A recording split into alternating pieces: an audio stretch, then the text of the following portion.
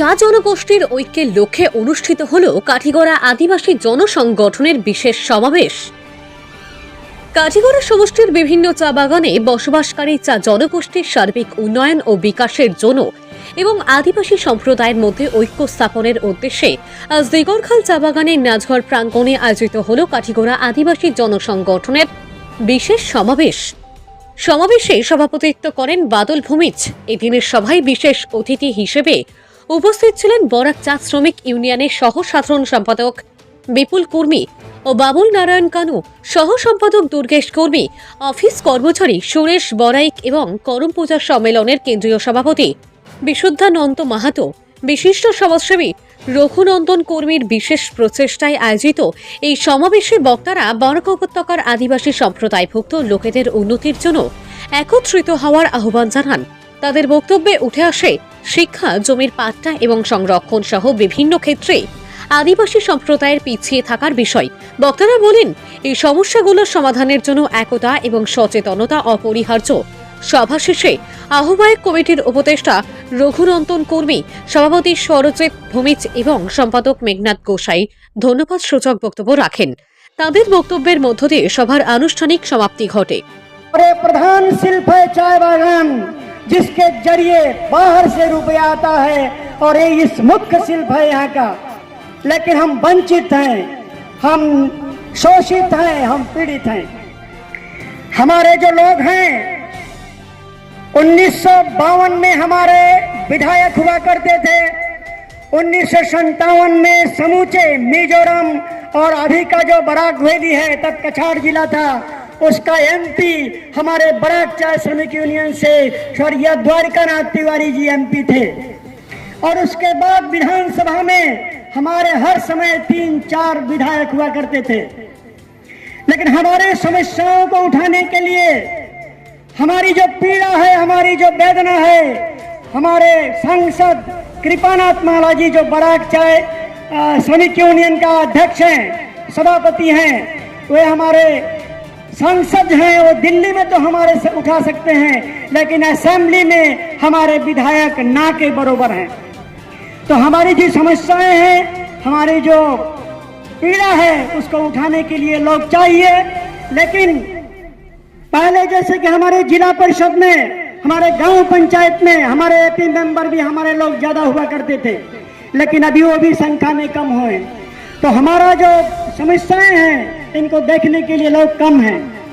अभी हमारे मंच से सभी वक्ताओं ने बहुत कुछ कहा अपने समस्याओं के बारे में, इसलिए मैं ज्यादा नहीं कहना चाहूँगा। সম্মেলনের মেইন উদ্দেশ্যটা কি? মেইন উদ্দেশ্য আমরা আদিবাসী, বরাকবেলির আদিবাসী এবং কাঠিগড়া কনস্টিটিউন্সির আদিবাসী একত্রিত হওয়া, একতা থাকা। যেহেতু আমরা প্রায় সময় আমরা প্রায় কাজে কামে কোনো ফ্যাসিলিটি সরকার থেকে আমরা দূরে সরাই রাখে, যার লাগে আমরা এটাই আমরা আদিবাসী সমাজ আমরা এক হওয়ার লাগি, অথচ দাবি রাখার লাগি। আমরা আদিবাসী সমাজ যেহেতু 8টার সময় বাগানের কাজে যাইতে হয়, 4টার সময় বাগানের কাজ থেকে করতে হয়, কিন্তু স্কুল টাইমটা, অফিস টাইমটা আমাদের 10টায়, যার লাগে আমাদের বাচ্চা কাচ্চা পড়ার দিকে একটু পিছিয়ে পড়ে, মা বাবারা সবসময় খেয়াল রাখতে পারে না, এবং অফিসের টাইমটা আমরা পাই না, যেহেতু 8টায় আর যেহেতু 4টায় বন্ধ আর 8টায় এই টাইমটা, অফিস টাইমটা আমাদের থাকে কি যে জঙ্গলে, মা বাবার জন্য, যার লাগে দাবি দেবগুলো আমরা প্রায় সময় পিছিয়ে থাকি। অথচ আমাদের আদিবাসী ছেলেমেয়েগুলা কোনো সময় পার্সেন্টেজে কম থাকলে আমরা চাই যে এরা পার্সেন্টেজ কম থাকলে একা স্কুলে যাতে অ্যাডমিশন দেওয়া হয়, ভর্তি করা, এদের একটা পার্সেন্ট যাতে থাকে, এই বলে এইটাই আমাদের দাবি।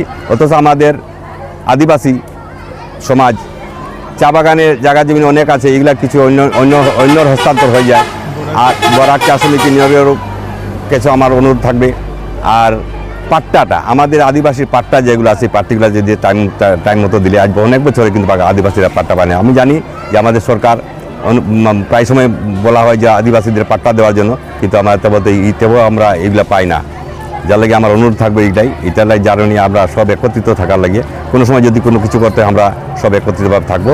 অফিসারে যাইতে হয়, যদি কোনো ধর্ণা ধরতে হয় তাহলে। আর একটাই কথা হলো, আগামীতে ইলেকশন আসছে, আগামীতে ইলেকশনে যাতে আমাদের কোনো বাইরের লোক আসে বলবে এই বাগানটা পুরো আমার, অন্য সমাজের মানুষ, ভিন্ন সমাজের মানুষ, এই বাগানটা আমার কথা হলো যাতে ক্যান্ডিডেট বন্ধু বা সিকিউরিটি যদি থাকে তাইলে হবে, কিন্তু বাইরে নিয়ে আইলে আমাদের আপত্তি থাকবে। আমাদের চা বাগানে মানুষ নিয়ে কথাবার্তা করে, কী আছে, কী কথাবার্তা, কীভাবে ভোট দেবো, যে কোনো দল, কংগ্রেস বলেন, বিজেপি বলেন, সিপিএম বলেন, যে কোনো দলের আসার অধিকার আছে, আসতে পারবে, কিন্তু বাইরে দালাল চক্র যাতে নিয়ে প্রত্যেকটা বাগানে যাতে না ঢুকে। কিন্তু আমরা এখন কতদিন থেকে দেখতে পাচ্ছি বা দালাল চক্র নিয়ে প্রত্যেকটা বাগানে ঘোরাঘুরি করে, কিন্তু আমাদের আদিবাসী সমাজকে সম্মানটা একটু কম দেয় সম্মানকে। হ্যাঁ, এই বলে আমি আমার এইটার জন্য আমরা আজকের সবার আয়োজন করেছিলাম। সরকারি যেগুলা জিনিস আছে, সুযোগ সুবিধা যেগুলো আছে, ওই সুযোগ সুবিধাগুলো পাতে আমাদের অনেক দেরি হয়, পাইও না, এরকমও হয়। যেমন যদি 50টা ঘর আইলো, তো দেখবে বাগানের মানুষ 3টা পাইলো, 2টা পাইলো, 4টা পাইলো, বাকি চলে গেল অন্যদিকে। তো এইগুলো পাতে হলে আমাদের নেতার দরকার আছে।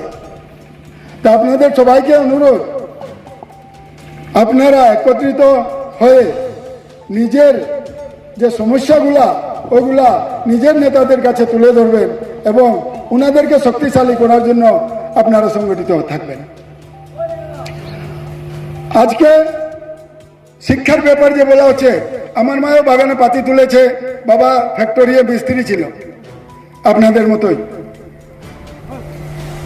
কষ্ট তো হয়তো, এর ফাঁকেও তো আমরা পড়াশোনা করেছি। আমরা যখন পড়তে বোরায় বসে করে কুপি বাতি ছিল, কুপি বাতিটার ফুলকিগুলা উঠতো যখন কালো কালো বইটার উপরে গিরত, তখন ভুলাই করে যদি পুছিয়ে দিতি তো পুরা বইটাই কালো হয়ে যেত। তো ওটাকে বড় কষ্ট করে ওটাকে মুছে আবার কোনো রকম করে পড়তে আমরা ওই করেও তো পড়াশোনা কিছুটা হলেও করেছি। একতা ছাড়া আমাদের কিছু নেই। আজকে যে আপনারা বলছেন এখানে কিসের জন্য, ভূমির পাট্টার জন্য, 200 বছর ধরে আজ পর্যন্ত পাট্টা পান নাই, কারণ কি, কিসের জন্য? আমাদের মুখে ভাষা নেই, আমরা সেরকমের সংগ্রাম করতে পারি না, সরকারের কাছে সেরকমের আমাদের দাবি দাবা পেশ করতে পারি না, আমরা অক্ষম। খাওয়াতো, হারিয়া সৃষ্টি করেছিল, মদ খাওয়াতো, এই সব করেছিল। এবং তার বিচার যদি কেউ কোনো গড়বড় করে অফিসে নিয়ে বাধে করে তাকে চাবুক মারত, এই সব করতো। আজকে পর্যন্ত আমরা, ভারত স্বাধীনতা হয়েছে, অনেক মানুষ ডেভেলপ হয়েছে, কিন্তু চা বাগানের লোক এখনো ডেভেলপ হতে পারেনি। কেন পারে না? আমাদের মধ্যে নিজস্ব কিছুটা দোষ আছে। কি দোষ আছে? আমরা ভবিষ্যতের কোনো চিন্তা করি না, বর্তমানে যা পাই তা খেয়ে নেই, আমাদের কালকে কি খাবো তার কোনো চিন্তা থাকে না। এই জন্য আমরা আজ পর্যন্ত গরিবই আছি। বাগানের সম্বন্ধে যে বাগানে যে আমরা যারা জমির ব্যাপারে আমরা ওদেরকে নিয়ে প্রায় 500-550 দরখাস্ত আমরা দিয়েছিলাম 2017-18 মধ্যে, কিন্তু আজ পর্যন্ত আমরা এগুলো পাট্টা পাই নাই। অনেকে জুম ক্ষেত আছে, সুপারি বাগান আছে, অনেক কিছু আছে, কিন্তু আমরা পাট্টা পাওয়ার আবেদন করা সত্ত্বেও আজ পর্যন্ত পাই নাই। কিন্তু যারা বাইরের লোক, যারা 2-1 বছর এসে এখানে বসবাস করছে, ওদেরকে কিন্তু সব কিছু পাওয়া যাচ্ছে, পাট্টা দেওয়া হচ্ছে, কিন্তু আমাদেরকে দেওয়া হচ্ছে না। কারণ আপনারা তো নিশ্চয়ই জানেন যে আমাদের ভিতরে একতা নাই। যদি আমরা একতা থাকে, এর সঙ্গে যদি 150 জন যদি আমরা সার্কেল অফিসে গিয়ে ঘেরাও করি, ধর্ণা করি, নিশ্চয় আমাদের অধিকারটা আমরা নিশ্চয় ফিরে পাবো।